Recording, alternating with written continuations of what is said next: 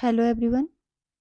आज मैं आप लोगों के लिए लेकर आई हूँ मुंशी प्रेमचंद जी की लिखी हुई कहानी। कहानी का शीर्षक है बेटों वाली विधवा।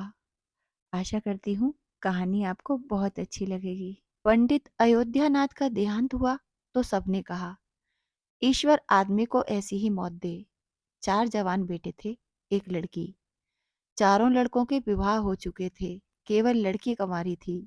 संपत्ति भी काफी छोड़ी, एक पक्का मकान, 2 बगीचे, कई हजार के गहने और 20,000 नगद। विधवा फूलमती को वह शौक तो हुआ और कई दिन तक वह बेहाल रही, लेकिन जवान बेटों को सामने देखकर उसे ढांढस हुआ। चारों लड़के एक से एक सुशील, चारों बहुएं एक से एक बढ़कर आज्ञाकारिणी। जब वह रात को लेटती तो चारों बारी बारी से उसके पांव दबाती। वह स्नान करके उठती तो उसकी साड़ी छांटती।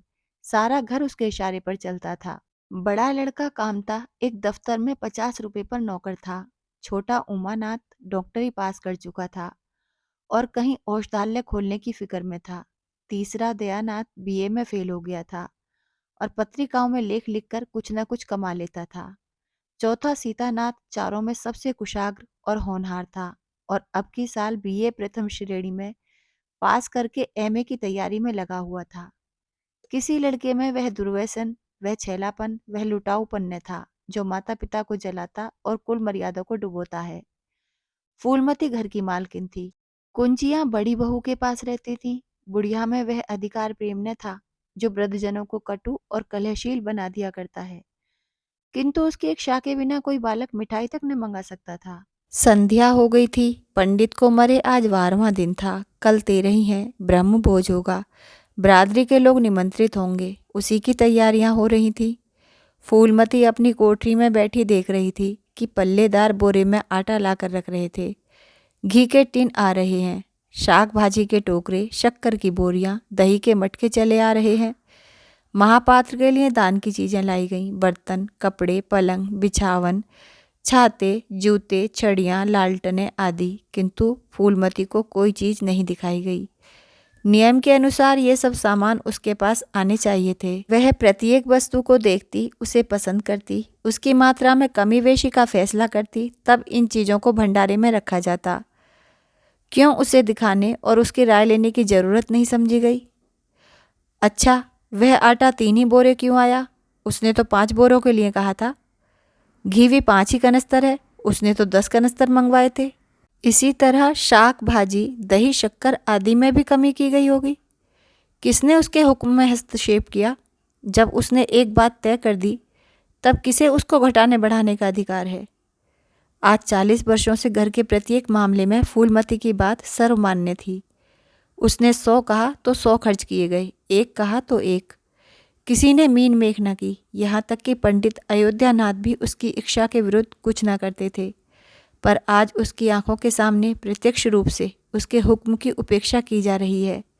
इसे वह क्यों कर स्वीकार कर सकती थी? कुछ देर तक तो वह जब्त किए बैठी रही, पर अंत में न रहा गया। स्वयत शासन उसका स्वभाव हो गया था। वह क्रोध में भरी हुई आई और कामतानाथ से बोली, क्या आटा 3 बोरे ही लाए? मैंने तो 5 बोरों के लिए कहा था। और घी भी 5 ही टीन मंगवाया। तुम्हें याद है मैंने 10 कनस्तर कहा था। किफ़ायत को मैं बुरा नहीं समझती, लेकिन जिसने यह कुआं खोदा उसी की आत्मा पानी को तरसे, यह कितनी लज्जा की बात है। कामतानाथ ने क्षमा याचना न की, अपनी भूल स्वीकार न की, लज्जित भी नहीं हुआ। 1 मिनट तो विद्रोही भाव से खड़ा रहा, फिर बोला, हम लोगों की सलाह 3 ही बोरों की हुई और 3 बोरे के लिए 5 टिन घी काफ़ी था। इसी हिसाब से और चीज़ें भी कम कर दी गई हैं। फूलमती उग्र होकर बोली, किसकी राय से आटा कम किया गया? हम लोगों की राय से। तो मेरी राय कोई चीज़ नहीं है? है क्यों नहीं, लेकिन अपना हानि लाभ तो हम भी समझते हैं। फूलमती हक्का बक्का होकर उसका मुंह ताकने लगी। इस वाक्य का आशय उसकी समझ में न आया। अपना हानि लाभ, अपने घर में हानि लाभ की जिम्मेदार वह आप है। दूसरों को, चाहे वे उसके पेट के जन्मे पुत्री क्यों ना हो, उसके कामों में हस्तक्षेप करने का क्या अधिकार? यह लौंडा तो इस ढिठाई से जवाब दे रहा है मानो घर उसी का है। उसी ने मर मर कर गृहस्थी जोड़ी है, मैं तो गैर हूँ। जरा इसकी हेकड़ी तो देखो।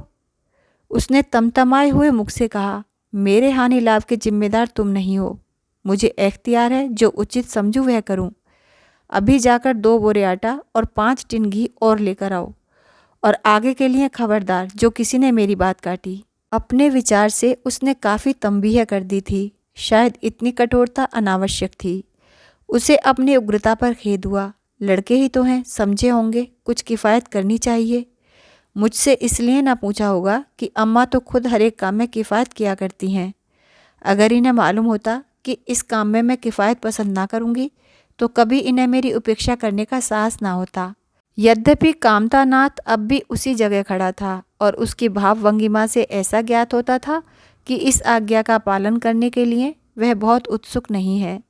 पर फूलमती निश्चिंत होकर अपनी कोठरी में चली गई।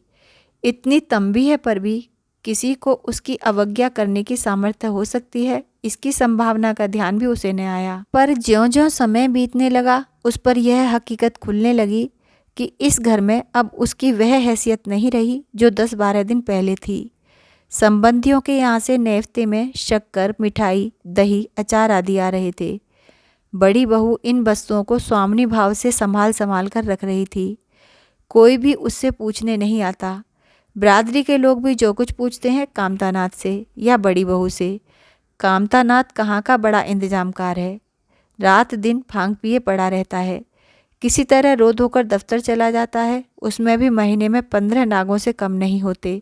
वह तो कहो साहब पंडित जी का लिहाज करता है, नहीं तो अब तक कभी का निकाल देता।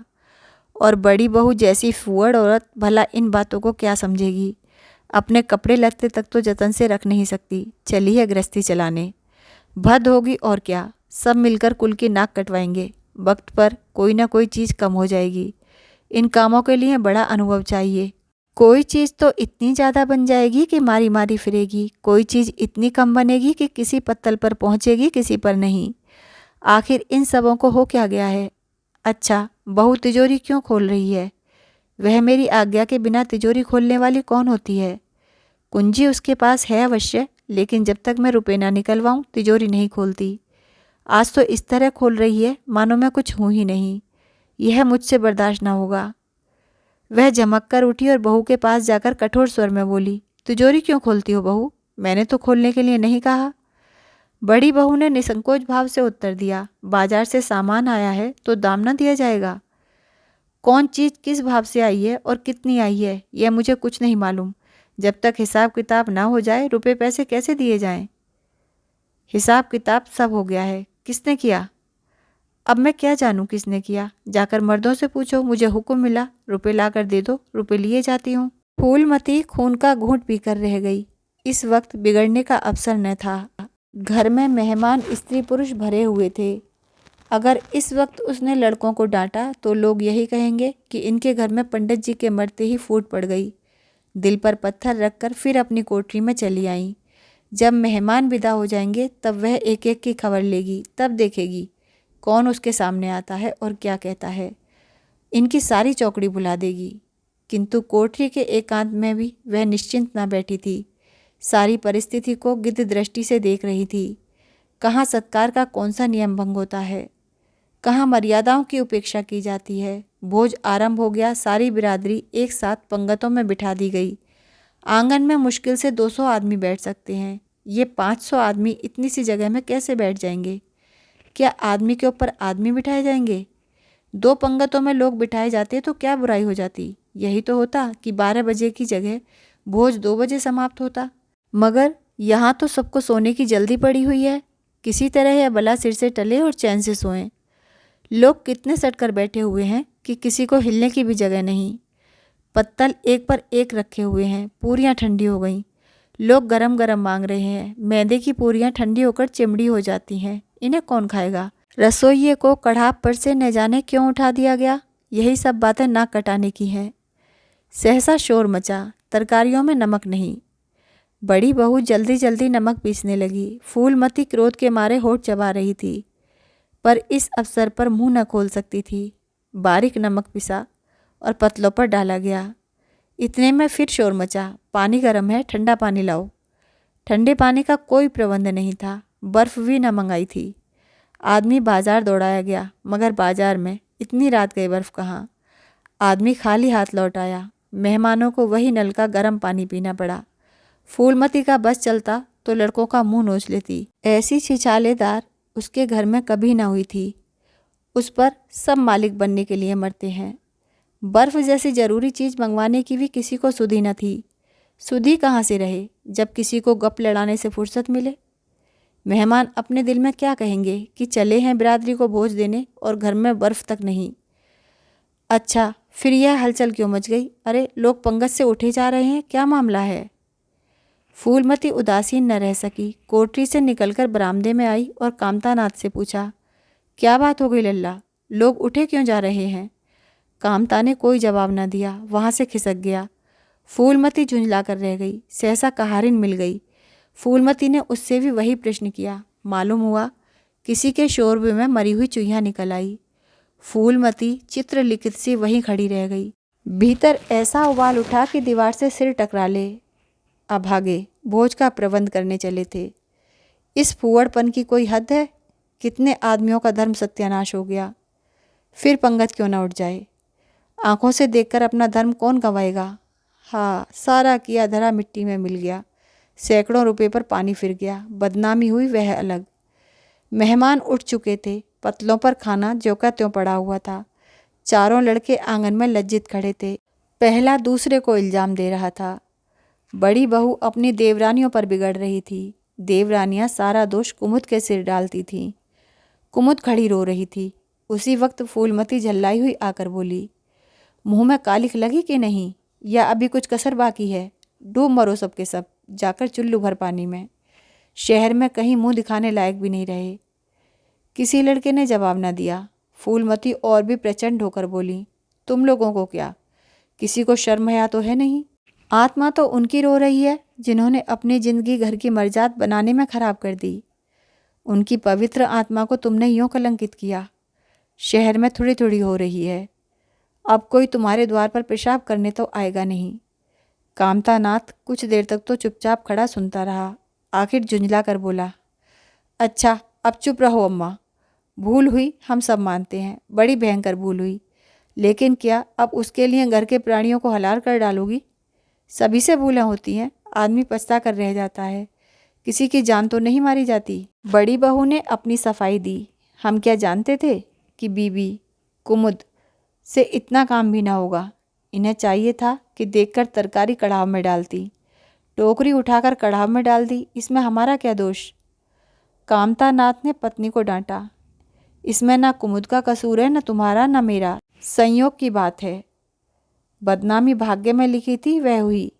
इतने बड़े भोज में एक एक मुट्ठी तरकारी कड़ाह में नहीं डाली जाती। टोकरे के टुकड़े उड़ेल दिए जाते हैं। कभी कभी ऐसी दुर्घटना हो ही जाती है। पर इसमें कैसी जगह साई और कैसी नाक कटाई। तुम खामखा जले पर नमक छिड़कती हो। फूलमती ने दांत पीस कर कहा, शर्माते तो नहीं, उल्टे और बेहयाई की बातें करते हो। कामता ने निसंकोच होकर कहा, शर्माऊं क्यों, किसी की चोरी की है?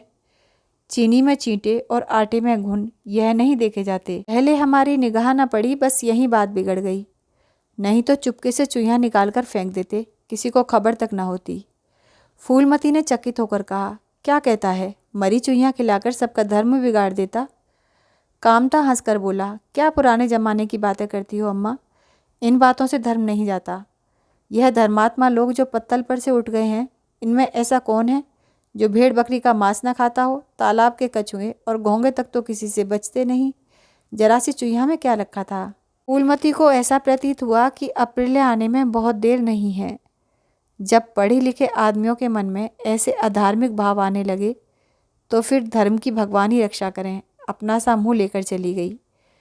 2 महीने गुजर गए हैं। रात का समय है। चारों भाई दिन के काम से छुट्टी पाकर कमरे में बैठे गपशप कर रहे हैं। बड़ी बहू भी षड्यंत्र में शरीक है। कुमुद के विवाह का प्रश्न छिड़ा हुआ है। कामतानाथ ने मसनद पर टेक लगाते हुए कहा, दादा की बात दादा के साथ गई। मुरारी पंडित विद्वान भी हैं और कुलीन भी होंगे, लेकिन जो आदमी अपनी विद्या और कुलीनता को रुपयों पर बेचे वह नीच है। ऐसे नीच आदमी के लड़के से हम कुमुद का विवाह सेंत में भी न करेंगे।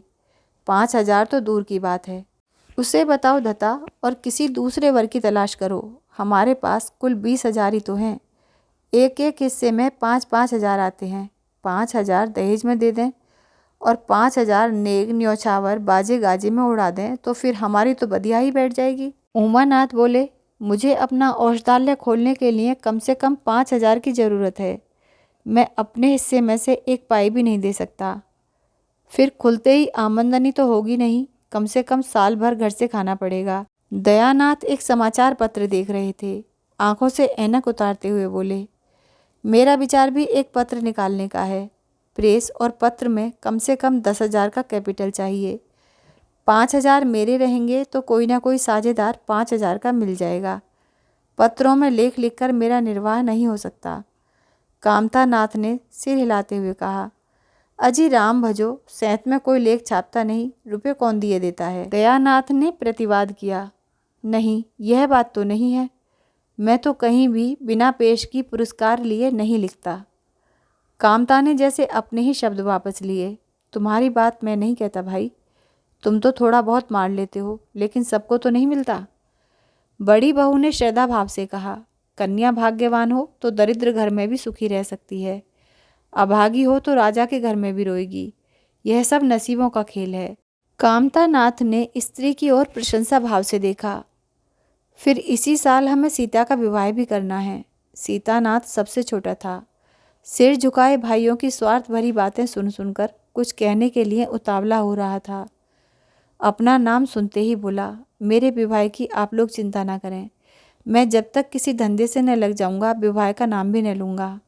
और सच पूछिए तो मैं विवाह करना भी नहीं चाहता। देश को इस समय बालकों की ज़रूरत नहीं, काम करने वालों की ज़रूरत है। मेरे हिस्से के रुपये आप कुमुद के विवाह में खर्च कर दें। सारी बातें तय हो जाने के बाद यह उचित नहीं कि पंडित मुरारी लाल से संबंध तोड़ लिया जाए। उमा ने तीव्र स्वर में कहा, 10,000 कहाँ से आएंगे। सीता ने डरते हुए कहा, मैं तो अपने हिस्से के रुपये देने को कहता हूँ, और शेष मुरारी लाल से कहा जाए कि दहेज में कुछ कमी कर दें। वह इतने स्वार्थ अंध नहीं है कि इस अवसर पर कुछ बल खाने को तैयार ना हो जाएं। अगर वह 3,000 में संतुष्ट हो जाएं तो 5,000 में विवाह हो सकता है। उमा ने कामतानाथ से कहा, सुनते हैं भाई साहब इनकी बातें। दयानाथ बोल उठे, तो इसमें आप लोगों का क्या नुकसान है। यह तो अपने रुपए दे रहे हैं, खर्च कीजिए। मुरारी पंडित से हमारा कोई बैर नहीं है। मुझे तो इस बात से खुशी हो रही है कि भला हम में से कोई तो त्याग करने योग्य है। इन्हें तत्काल रुपयों की ज़रूरत नहीं है, सरकार से वजीफा पाते ही हैं। पास होने पर कहीं ना कहीं जगह मिल जाएगी। हम लोगों की हालत तो ऐसी नहीं है। कामता नाथ ने दूरदर्शिता का परिचय दिया। नुकसान की एक कही, हम में से एक को कष्ट हो तो क्या और लोग बैठे देखेंगे। यह अभी लड़के हैं, इन्हें क्या मालूम समय पर 1 रुपया 1 लाख का काम करता है। कौन जानता है कल इन्हें विलायत जाकर पढ़ने के लिए सरकारी वजीफा मिल जाए या सिविल सर्विस में आ जाएं। उस वक्त सफ़र की तैयारियों में 4-5 हज़ार लग जाएंगे। तब किसके सामने हाथ फैलाते फिरेंगे। मैं यह नहीं चाहता कि दहेज के पीछे इनकी ज़िंदगी नष्ट हो जाए। इस तर्क ने सीतानाथ को भी तोड़ लिया। सकुचाता हुआ बोला, हाँ, यदि ऐसा हुआ तो बेशक मुझे रुपयों की ज़रूरत होगी। क्या ऐसा होना असंभव है। असंभव तो मैं नहीं समझता, लेकिन कठिन अवश्य है। कामतानाथ ने निष्ठा भाव से कहा, अच्छा घर दहेज देने से नहीं मिलता भैया। जैसा तुम्हारी भाभी ने कहा, यह नसीबों का खेल है। मैं तो चाहता हूँ कि मुरारी लाल को जवाब दे दिया जाए और कोई ऐसा वर खोजा जाए जो थोड़े में राजी हो जाए। इस विवाह में मैं 1,000 से ज़्यादा नहीं खर्च कर सकता। पंडित दीनदयाल कैसे हैं। उमा ने प्रसन्न होकर कहा, बहुत अच्छे, MA BA ना सही, जजमानी से अच्छी आमदनी है। दयानाथ ने आपत्ति की, अम्मा से भी तो पूछ लेना चाहिए। कामतानाथ को इसकी कोई ज़रूरत मालूम न हुई। बोले, उनकी तो जैसे बुद्धि ही भ्रष्ट हो गई है, वही पुराने युग की बातें। मुरारी लाल के नाम पर उधार खाए बैठी हैं। यह नहीं समझती कि वह जमाना नहीं रहा। उनको तो बस कुमुद मुरारी पंडित के घर जाए, चाहे हम लोग तबाह हो जाएं। उमा ने एक शंका उपस्थित की, अम्मा अपने सब गहने कुमुद को दे देंगी, देख लीजिएगा। कामतानाथ का स्वार्थ नीति से विद्रोह न कर सका। बोले, गहनों पर उनका पूरा अधिकार है, यह उनका स्त्री धन है, जिसे चाहें दे सकती हैं। उमा ने कहा, स्त्री धन है तो क्या वह उसे लुटा देंगी। आखिर वह भी तो दादा की ही कमाई है। किसी की कमाई हो, स्त्री धन पर उनका अधिकार है। यह कानूनी गोरख धंधे हैं। 20,000 में तो 4 हिस्सेदार हों और 10,000 के गहने अम्मा के पास रह जाएं। देख लेना, इन्हीं के बल पर वह कुमुद का विवाह मुरारी पंडित के घर करेंगी। उमानाथ इतनी बड़ी रकम को इतनी आसानी से नहीं छोड़ सकता। वह कपट नीति में कुशल है। कोई कौशल रचकर माता से सारे गहने ले लेगा। उस वक्त तक कुमुद के विवाह की चर्चा करके फूलमती को भड़काना उचित नहीं। कामता नाथ ने सिर हिलाकर कहा, भाई मैं तो इन चालों को पसंद नहीं करता। उमानाथ ने खिसिया कर कहा, गहने 10,000 से कम के ना होंगे। कामता नाथ अविचलित स्वर में बोला, कितने ही के हों, मैं अनीति में हाथ नहीं डालना चाहता। तो आप अलग बैठिए। हाँ, बीच में भाजी ना मारिएगा। मैं अलग रहूँगा। और तुम सीता? मैं भी अलग रहूँगा। लेकिन जब दयानाथ से यही प्रश्न किया गया तो वह उमानाथ से सहयोग करने को तैयार हो गया। 10,000 में 2,500 तो उसके होंगे ही। इतनी बड़ी रकम के लिए यदि कुछ कौशल भी करना पड़े तो क्षम्य है। फूलमती रात का भोजन करके लेटी थी कि उमा और दया उसके पास जाकर बैठ गए। दोनों ऐसा मुंह बनाए हुए थे मानो कोई भारी विपत्ति आ पड़ी है। फूलमती ने सशंक होकर पूछा, तुम दोनों घबराए हुए मालूम होते हो? उमा ने सिर खुजलाते हुए कहा, समाचार पत्रों में लेख लिखना बड़े जोखिम का काम है अम्मा। कितना ही बचकर लिखो, लेकिन कहीं ना कहीं पकड़ हो ही जाती है। दयानाथ ने एक लेख लिखा था, उस पर 5,000 की जमानत मांगी गई है। अगर कल तक जमानत न जमा कर दी गई तो गिरफ्तार हो जाएंगे और 10 साल की सज़ा ठुक जाएगी। फूलमती ने सिर पीट कर कहा, तो ऐसी बातें क्यों लिखते हो बेटा? जानते नहीं हो आजकल हमारे अधीन आए हुए हैं, जमानत किसी तरह टल नहीं सकती। दयानाथ ने अपराधी भाव से उत्तर दिया, मैंने तो अम्मा ऐसी कोई बात नहीं लिखी थी, लेकिन किस्मत को क्या करूं? हाकिम जिला इतना कड़ा है कि जरा भी रियायत नहीं करता। मैंने जितनी दौड़ धूप हो सकती थी वह सब कर ली। तो तुमने कामता से रुपयों का प्रबंध करने को नहीं कहा? उमा ने मुंह बनाया। उनका स्वभाव तो तुम जानती हो अम्मा। उन्हें रुपए प्राणों से भी प्यारे हैं। उन्हें चाहे काला पानी ही हो जाए, वह एक पाई न देंगे। दयानाथ ने समर्थन किया, मैंने तो उनसे इसका जिक्र ही नहीं किया। फूलमती ने चारपाई से उठते हुए कहा, चलो मैं कहती हूँ, देगा कैसे नहीं? रुपए इसी दिन के लिए होते हैं कि गाड़ कर रखने के लिए? उमानाथ ने माता को रोककर कहा, नहीं अम्मा, उनसे कुछ ना कहो। रुपए तो न देंगे, उल्टे और हाय हाय मचाएंगे। उनको अपनी नौकरी की खैरियत मनानी है। इन्हें घर में रहने भी न देंगे। अफसरों को जाकर खबर दे दें तो आश्चर्य नहीं। फूलमती ने लाचार होकर कहा, तो फिर जमानत का क्या प्रबंध करोगे? मेरे पास तो कुछ नहीं है। हाँ, मेरे गहने हैं, इन्हें ले जाओ, कहीं गिरवी रखकर जमानत दे दो, और आज से कान पकड़ो कि किसी पत्र में एक शब्द भी न लिखोगे। दयानाथ कानों पर हाथ रखकर बोला, यह तो नहीं हो सकता अम्मा कि तुम्हारे जेवर लेकर मैं अपनी जान बचाऊं। 10-5 साल की कैदी तो होगी, झेल लूँगा। यहीं बैठा बैठा क्या कर रहा हूँ? फूलमती छाती पीटते हुए बोली, कैसी बातें मुँह से निकालते हो बेटा? मेरे जीते जी तुम्हें कौन गिरफ्तार कर सकता है? उसका मुँह झुलस दूंगी। गहने इसी दिन के लिए हैं या और किसी दिन के लिए? जब तुम ही ना रहोगे तो गहने लेकर क्या आग में झोंकूंगी? उसने पिटारी लाकर उसके सामने रख दी। दया ने उमा की ओर जैसे फरियाद की आंखों से देखा और बोला, आपकी क्या राय है भाई साहब? इसी मारे में कहता था, अम्मा को जताने की जरूरत नहीं, जेली तो हो जाती या और कुछ। उमा ने जैसे सिफारिश करते हुए कहा, यह कैसे हो सकता था कि इतनी बड़ी वारदात हो जाती और अम्मा को खबर ना होती? मुझसे यह नहीं हो सकता था कि सुनकर पेट में डाल लेता। मगर अब करना क्या चाहिए यह मैं खुद निर्णय नहीं कर सकता। न तो यही अच्छा लगता है कि तुम जेल जाओ और न यही अच्छा लगता है कि अम्मा के गहने गिरवी रखे जाएं।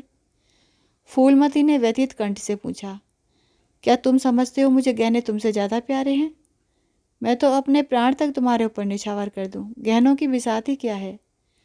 दया ने दृढ़ता से कहा, अम्मा, तुम्हारे गहने तो न लूँगा, चाहे मुझ पर कुछ ही क्यों ना आ पड़े। जब आज तक तुम्हारी कुछ सेवा न कर सका तो किस मुँह से तुम्हारे गहने उठा ले जाऊं?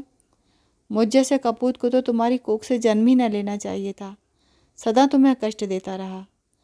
फूलमती ने भी उतनी ही दृढ़ता से कहा, तुम अगर यूँ ना लोगे तो मैं खुद जाकर इन्हें गिरवी रख दूंगी और हाकिम जिला के पास जाकर जमानत जमा कराऊंगी। अगर इच्छा हो तो यह परीक्षा भी ले लो। आंखें बंद हो जाने के बाद क्या होगा भगवान जाने, लेकिन जब तक जीती हूँ तुम्हारी ओर कोई तिरछी आंखों से देख नहीं सकता। उमानाथ ने मानो माता पर एहसान रखकर कहा, अब तो हमारे लिए कोई रास्ता नहीं रहा दयानाथ, क्या हर्ज है, ले लो। मगर याद रखो, जो ही हाथ में रुपये आ जाए गहने छुड़ाने पड़ेंगे। सच कहते हैं मातृत्व दीर्घ तपस्या है, माता के सिवाय इतना स्नेह और कौन कर सकता है। हम बड़े अभागे हैं कि माता के प्रति जितनी श्रद्धा रखनी चाहिए उसका शतांश भी नहीं रखते। दोनों ने जैसे बड़े धर्म संकट में पड़कर गहनों की पिटारी संभाली और चलते बने। माता वात्सल्य भरी आंखों से उनकी ओर देख रही थी और उसकी संपूर्ण आत्मा का आशीर्वाद जैसे उन्हें अपनी गोद में समेट लेने के लिए व्याकुल हो रहा था। आज कई महीने के बाद उनके भग्न मार्त हृदय को अपना सर्व से अर्पण करके जैसे आनंद की विभूति मिली। उसकी स्वामिनी कल्पना इसी त्याग के लिए, इसी आत्मसमर्पण के लिए जैसे कोई मार्ग ढूंढती रहती थी। अधिकार या लोभ या ममता की वहाँ गंध तक न थी। त्याग ही उसका आनंद और त्याग ही उसका अधिकार है। आज अपना खोया हुआ अधिकार पाकर अपनी सिरजी हुई प्रतिमा पर अपने प्राणों को भेंट करके वह निहाल हो गई। 3 महीने और गुजर गए। माँ के गहनों पर हाथ साफ करके चारों भाई उसकी दिलजोई करने लगे थे। अपनी स्त्रियों को भी समझाते रहते थे कि उसका दिल न दुखाएं। अगर थोड़े शिष्टाचार से उसकी आत्मा को शांति मिलती है तो इसमें क्या हानि है। चारों करते अपने मन की पर माता से सलाह ले लेते या ऐसा जाल फैलाते कि वह सरला उनकी बातों में आ जाती और हर एक काम में सहमत हो जाती। बाग का बेचना उसे बहुत बुरा लगता था, लेकिन चारों ने ऐसी माया रची कि वह उसे बेचने पर राजी हो गई। किंतु कुमुद के विवाह के विषय पर मत एक न हो सका। माँ पंडित मुरारी लाल पर जमी हुई थी, लड़के दीनदयाल पर अड़े हुए थे। एक दिन आपस में कलह हो गया। फूलमती ने कहा, माँ बाप की कमाई में बेटी का हिस्सा भी है। तुम्हें 16,000 का एक बाग मिला, 25,000 का एक मकान, 20,000 नगद में, क्या 5,000 भी कुमुद का हिस्सा नहीं है। कांता ने नम्रता से कहा, अम्मा कुमुद आपकी लड़की है तो हमारी बहन है। आप 2-4 साल में प्रस्थान कर जाएंगी, पर हमारा और उसका बहुत दिनों तक संबंध रहेगा। तब यथाशक्ति कोई ऐसी बात नहीं करेंगे जिससे उसका अमंगल हो, लेकिन हिस्से की बात कहती हो तो कुमुद का कोई हिस्सा नहीं है। दादा जीवित थे तब और बात थी, वह उसके विवाह में जितना चाहते खर्च करते, कोई उनका हाथ न पकड़ सकता था। लेकिन अब तो हमें एक एक पैसे की किफ़ायत करनी पड़ेगी। जो काम 1,000 में हो जाए उसके लिए 5,000 खर्च करना कहाँ की बुद्धिमानी है। उमानाथ ने सुधारा, 5,000 क्यों 10,000 कहिए। कामता ने भवें सकोड़ कर कहा, नहीं, मैं 5,000 ही कहूँगा। एक विवाह में 5,000 खर्च करने की हमारी हैसियत नहीं है। फूलमती ने जिद पकड़ कर कहा, विवाह तो मुरारी लाल के पुत्र से ही होगा, चाहे 5,000 खर्च हो चाहे 10,000। मेरे पति की कमाई है, मैंने मर मर कर जोड़ा है, अपनी इच्छा से खर्च करूँगी। तुम्ही ने मेरी कोख से जन्म नहीं लिया है, कुमुद भी उसी कोख से आई है। मेरी आंखों में तुम सब बराबर हो। मैं किसी से कुछ मांगती नहीं, तुम बैठे तमाशा देखो, मैं सब कुछ कर लूँगी। 20,000 में 5,000 कुमुद का है।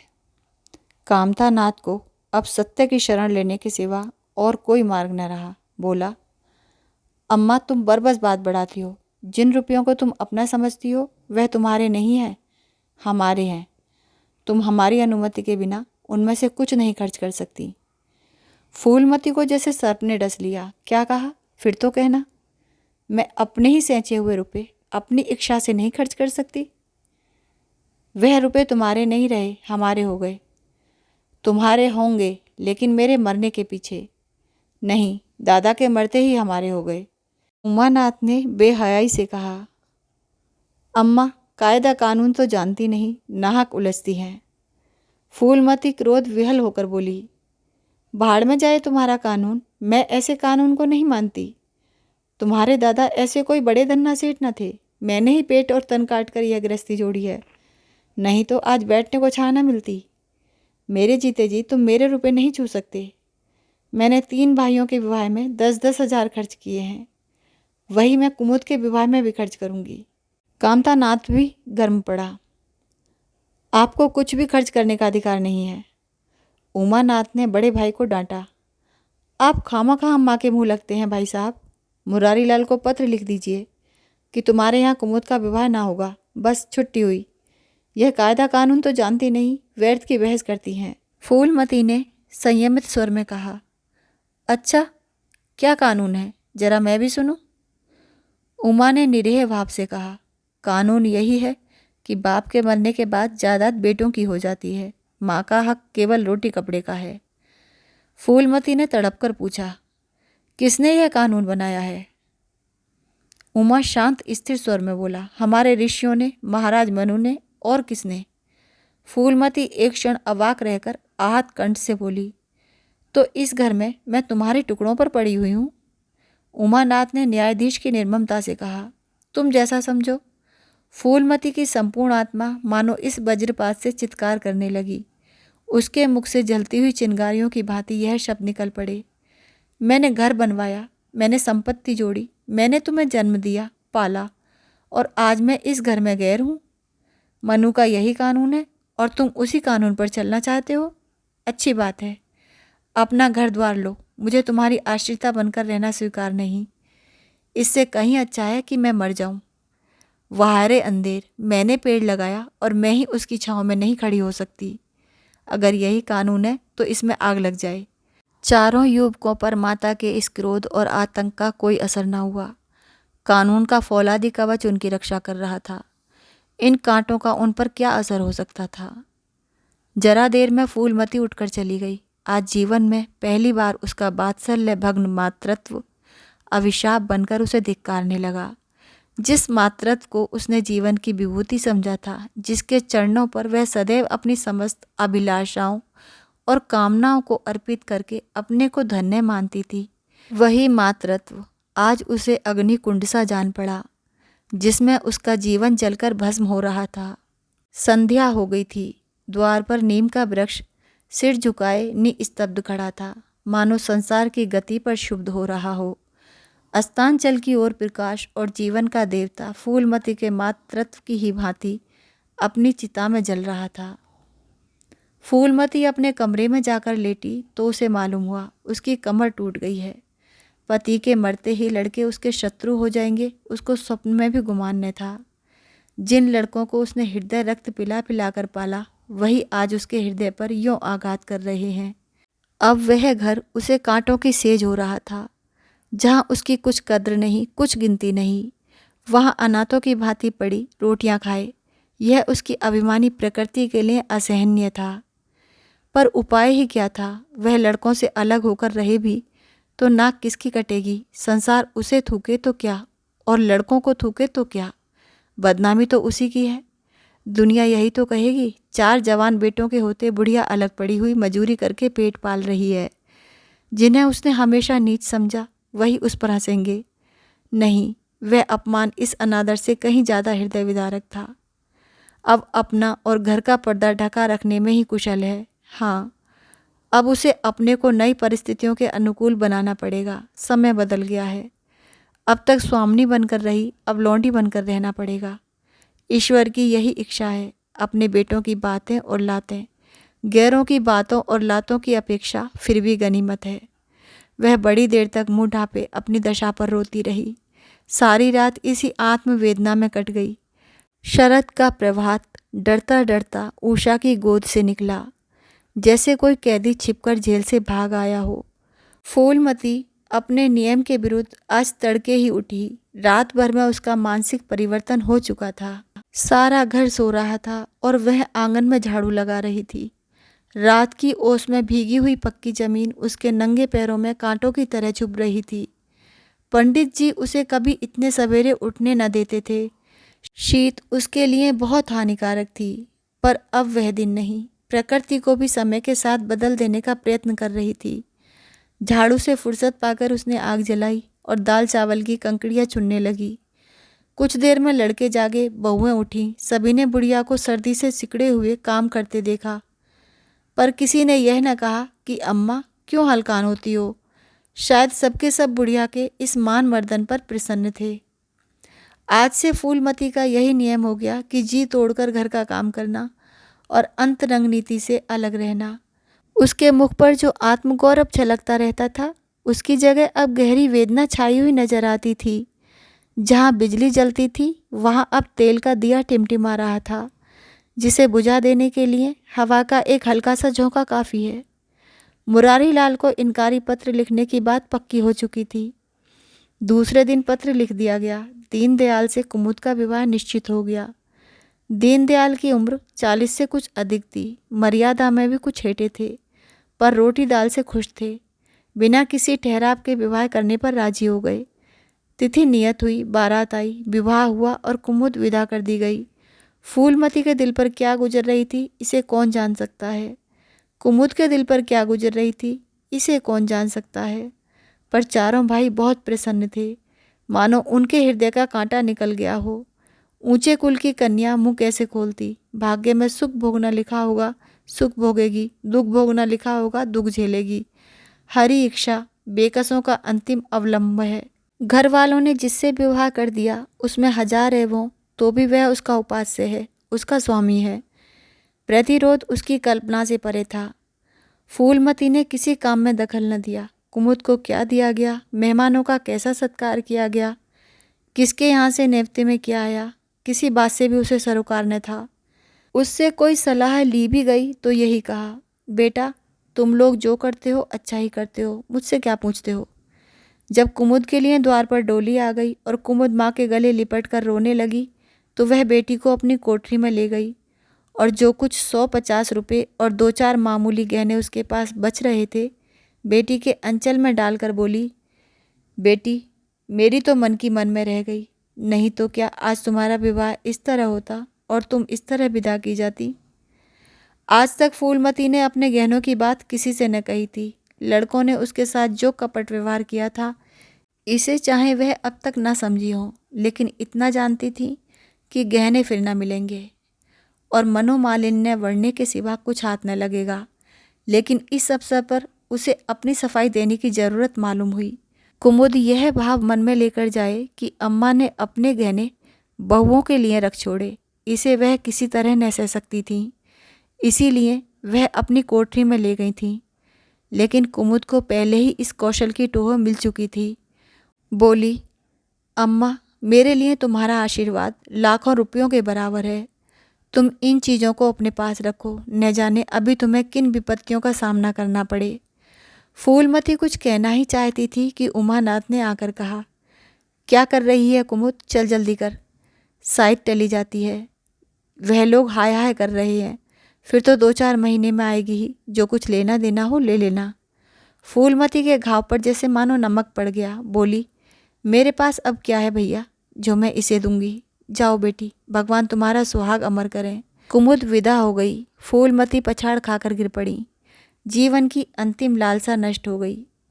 1 साल बीत गया। फूलमती का कमरा घर के सब कमरों में बड़ा और हवादार था। कई महीनों से उसने बड़ी बहू के लिए खाली कर दिया था और खुद एक छोटी सी कोठरी में रहने लगी थी, जैसे कोई भिखारिन हो। बेटों और बहुओं से अब उसे जरा भी स्नेह न था। वह अब घर की लौंडी थी। घर के किसी प्राणी, किसी वस्तु, किसी प्रसंग से उसे प्रयोजन न था। वह केवल इसीलिए जीती थी कि मौत न आती थी। सुख या दुख का अब उसे लेश मात्र भी ज्ञान न था।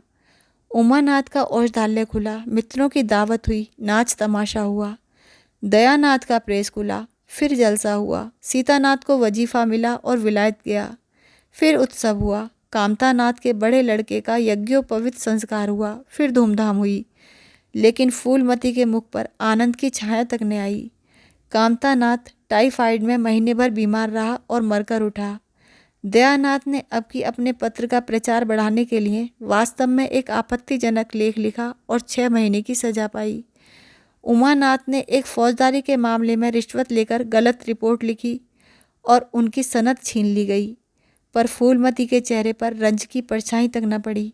उसके जीवन में अब कोई आशा, कोई दिलचस्पी, कोई चिंता न थी। बस पशुओं की तरह काम करना और खाना, यही उसकी जिंदगी के 2 काम थे। जानवर मारने से काम करता है, पर खाता है मन से। फूलमती बेकहे काम करती थी, पर खाती थी विष के कौर की तरह। महीनों सिर में तेल न पड़ता, महीनों कपड़े न धुलते, कुछ परवाह नहीं। वह चेतना शून्य हो गई थी। सावन की झड़ी लगी हुई थी, मलेरिया फैल रहा था। आकाश में मटियाले बादल थे, जमीन पर मटियाला पानी। आर्द्र वायु शीत ज्वर और श्वास का वितरण करती फिरती थी। घर की मेहरी बीमार पड़ गई। फूलमती ने घर के सारे बर्तन मांजे, पानी में भीग भीग कर सारा काम किया। फिर आग जलाई और चूल्हे पर पतीलियां चढ़ा दी। लड़कों को समय पर भोजन तो मिलना ही चाहिए। सहसा उसे याद आया, कामतानाथ नल का पानी नहीं पीते। उसी वर्षा में गंगाजल लाने चली। कामतानाथ ने पलंग पर लेटे लेटे कहा, रहने दो अम्मा, मैं पानी भर लाऊंगा, आज मेहरी खूब बैठी रही। फूलमती ने मटियाले आकाश की ओर देखकर कहा, तुम भीग जाओगे बेटा, सर्दी हो जाएगी।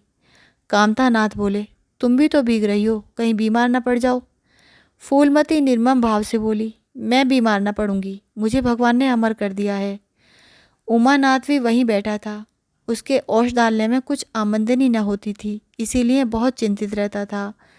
भाई भावज की मुंह देखी करता रहता था। बोला, जाने भी दो भैया, बहुत दिन बहुओं पर राज कर चुकी हैं, उसका प्रायश्चित तो करने दो। गंगा बढ़ी हुई थी जैसे समुद्र हो। क्षितिज सामने के कूल से मिला हुआ था। किनारे के वृक्षों की केवल फुनगियां पानी के ऊपर रह गई थी। घाट ऊपर तक पानी में डूब गए थे। फूलमती कलसा लिए नीचे उतरी। पानी भरा और ऊपर जा रही थी कि पांव फिसला, संभल न सकी, पानी में गिर पड़ी। पल भर हाथ पांव चलाए, फिर लहरें उसे नीचे खींच ले गईं। किनारे पर दो चार पंडे चिल्लाए, अरे दौड़ो, बुढ़िया डूबी जाती है। दो चार आदमी दौड़े भी, लेकिन फूलमती लहरों में समा गई थी। उन बलखाती हुई लहरों में जिन्हें देखकर हृदय कांप उठता था। एक ने पूछा, यह बुढ़िया कौन थी? अरे, वही पंडित अयोध्यानाथ की विधवा है। अयोध्यानाथ तो बड़े आदमी थे। हाँ थे तो, पर इसके भाग्य में ठोकर खाना लिखा था। उनके तो कई लड़के बड़े बड़े हैं और सब कमाते हैं। हाँ, सब है भाई, मगर भाग्य भी तो कोई वस्तु है। आशा करती हूँ दोस्तों, कहानी ने आपके दिल को जरूर छुआ होगा। यदि आपको कहानी अच्छी लगी हो तो वीडियो को लाइक कर दीजिए, चैनल को सब्सक्राइब कर लीजिए, बेल आइकन को जरूर दबाइए ताकि अगली कहानी का नोटिफिकेशन आप तक पहुंच जाए। मैं मिलती हूँ आपको एक और कहानी के साथ। तब तक के लिए मुस्कुराते रहिए, खुश रहिए।